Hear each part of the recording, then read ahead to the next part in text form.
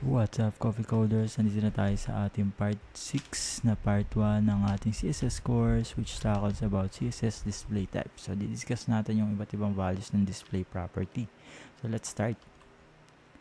Okay, mag-start tayo sa display block. So, yung description ng display block takes up the full width of its parent container. So, kung nasa nakalagay yung display block na property and value sa isang element, kukunin niya or kakainin niya yung space ng width nung kanyang parent element or kung nasan siya nakalagay or nakabase. So, paano yun? Let's look at this example. Alright, so may ginawa na ako dito example ng ating block element or may example natin block element. So, meron ako ditong parent na div, meron yung class parent, and then meron ako isa pang div dito na meron namang class child. Tapos, meron akong heading tree na title, and then div na merong dalawang composition na display block and then element na anchor tagging. So, yung ginawa ko dito, meron akong nilagay na inline elements. So, ano nga ba yung ibig sabihin ng inline elements? Inline elements only take up the space or width based on the necessity of the content. Alright? So, kung ano lang yung width ng content na to, pag dinisplay natin sa HTML, yun lang yung kakainin niya. So, dito, i-refresh natin, isang buong line yung kinain niya dahil hindi pa naman nag-exceed yung width ng display block and then element sa width ng kanyang parent. Sino ba yung kanyang parent? Etong div na to. Alright, both silang nag-exceed sa div na parent element. Alright, pero kapag ang ginawa natin ngayon, binago natin. Magbe-behave siya as block element. Paano yun? Display and then block. Ayan. Pag-refresh, ayan, ibig sabihin, yung dalawang elements na anchor tagging, nagbe-behave siya as kinain niya yung space naman na necessity or regardless of the width of the content. Ibig sabihin, kinakain niya yung space noong parent element niya based on its width. So, pag tinagal natin yung developer tools to prove yung sinasabi ko, ayan, highlight, ayan na. So, pag in-highlight natin itong dalawa, both silang kumain ng space nung width nung kanilang parent, which is itong div. Ayan, yun yung distinction ng block element tsaka inline element. So, yun lang sa block element. Proceed tayo ngayon sa display inline. Pagdating naman kay display inline, stays in line with other elements and does not start a new line. So, gaya nung nabanggit ko or binigay ko example, yung anchor tagging kasi isa na example of an inline element. Paano naman kapag kabaliktad? Dalawang div yung dapat ma-display sa isang line. Alright, so let's take a look on our example. Alright, dito naman sa ating bagong example, naglagay naman ako ng baliktad na element. Ang target natin is makapag-display ng dalawang block elements in one line. So, kanina, dalawang inline elements na nag-display na parang block element. And then, binaliktad lang natin na ngayon, instead of using an inline element, gagamit tayo ng block element na dapat mag-display as inline element. So, dito, meron akong dalawang div na should be magbe-behave as block element.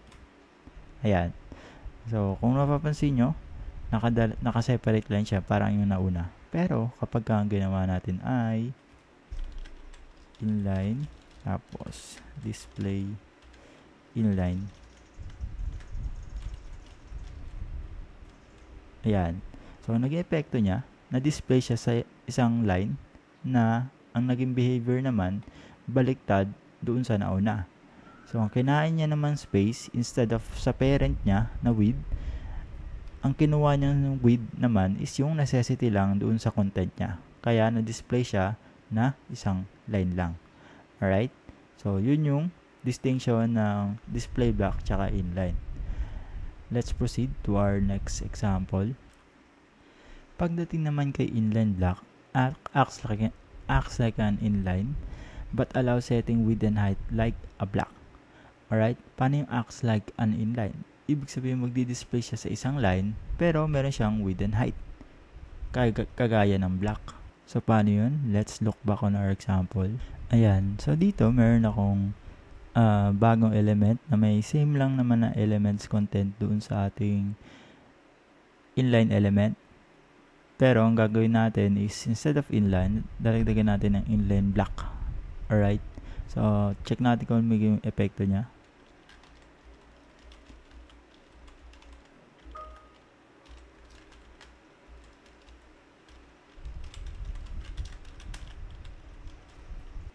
So, dito, medyo kamukha siya nung nauna natin example. Pero, try natin lagyan ng width and height. px tapos height. Lagyan na lang din natin ng background. Blue. Tapos, sa inline, gawin din natin yun. Fresh. Ayan. So, kung nakita nyo, meron siyang width and height na pwede nating maset, while si inline, wala. Alright? Walang height si inline, while si inline block, meron. So, yun yung difference silang dalawa. Alright? Again, pwede ka makapag-set ng height kay inline block, while kapag ka inline yung ating sinet na display value is wala. So, yun yung pagkakaiba naman ng inline block, and then block element. Alright? So, let's proceed to our next example. So, dito naman, display none. Ito, simple lang naman to. I-hide niya yung element at all, or wala talaga siyang i-display. So, pag hinide natin yung tatlo or yung div mismo dun sa ating example, should be wala tayong makita. And then, ang kinaiba naman ito sa opacity na tinatawag. Yung opacity, hinahide niya rin naman yung element. Pero, it still take space doon sa HTML mo. So, paano yun? Ito, let's say, tago natin lahat ng inline. .inline display none. Ito na lang. Copy natin to. Tapos, yung inline block, set natin yung opacity to 0. Refresh. Ay no. So dito, wala talaga yung kanyang, wala talaga dito yung, hindi mo ma-highlight yung element na nakita mo pagka display none. Pero kapag opacity, meron pa ring space na kinakain yung iyong element. Kasi nga, ang tinago mo lang naman dun is yung visibility ng element mo and not the element itself. Alright? So, yun yung pagkakaiba naman ng display none versus opacity. So, nalaman natin yung iba't ibang common types or common values ng display property. Meron pa yung iba't ibang pwedeng maging value such as display flex, display table, and so on and so forth. So, bali mag-example na lang ako dito ng ibang example na, or ibang values na pwede nyong gamitin sa display property. And then, pwede nyo rin namang i-explore na lang on your own. But, for the sake of this discussion, I will be discussing display table naman. Display table and display flex. Dahil medyo ginagamit din naman yung dalawang yun. So, let's start. Okay, so gumawa ako ng another example para naman sa display flex. So, yung flex, ang ginagawa niya is allowing you to display the elements in rows or column or in a flex box layout. Okay, so kung maalala nyo, discuss na natin yung flex box layout doon sa ating mga previous example. Pero papakitaan ko na lang kayo kung ano nga ba yung real-time or yung pinaka-application nito. So, let's say meron ako ditong div na dalawa as child. Walang class to unlike sa mga previous example natin. Tapos, meron akong parent element na flex. So, gagawin natin, flex, display, flex. Refresh. Ayan. So, nakita nyo, nangyari ngayon, na-display niya sa isang line yung dalawa. Yung dalawang elements na child element. So, pwede mong ibahin yan na ang gagawin mo, flex direction, ibig sabihin, magbibehave yung iyong mga elements below flex na as if rows or columns. So, ang property for that, flex direction, rows or column. Yan. Pag row ganito, pag column naman, Pag column, para siyang block element. Alright, so ganun yung display flex. And then, pwede mo rin maset yung direction niya. So, justify, or yung space niya. Justify content center. Ayan, nasa gitna. Pwede rin end. Nasa dulo. Tapos, yung default niya, start. Ayan. Pwede rin horizontally. Display items. Display align items pala. Align item center. Ito naman horizontally, I think. Pero wala tayo dito ang sinet na height. Lagyan natin ng height. Ayan. So, pag hinighlight nyo to, ayan, naka-display siya horizontally. So, pag bottom, align items and ayan. So, ganyan yung paglalaro sa display flex. Medyo siya, ginagamit siya commonly sa navigation bars kung tawagin.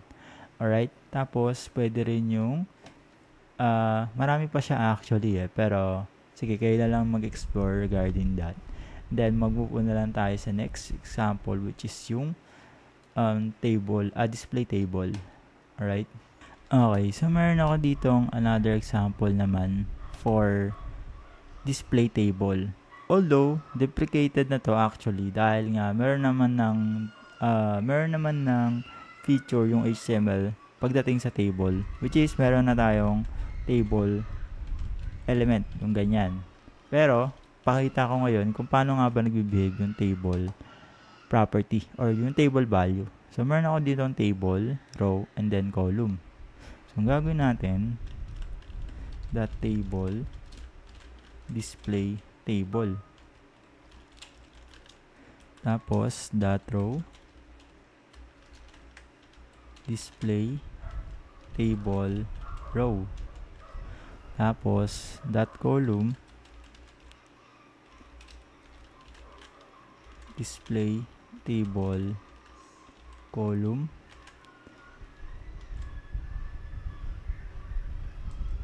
Then, refresh.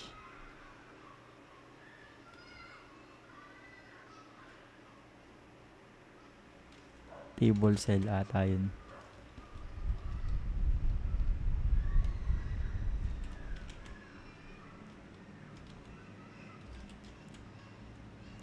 Ayan. Tama pala. Cell pala yun, hindi pala column. Alright. So, ang nangyari dito, nagbe-behave yung iyong elements as a whole table. So, meron ka ditong table, meron kang row, meron kang cell. Each cells contains different content, depende sa'yo. Pwede ito yung magiging lagyan mo ng border or ng bold element. Ibig sabihin naka-bold yung text. Tapos column 2. Yan. Tapos create ka pa another table for the value.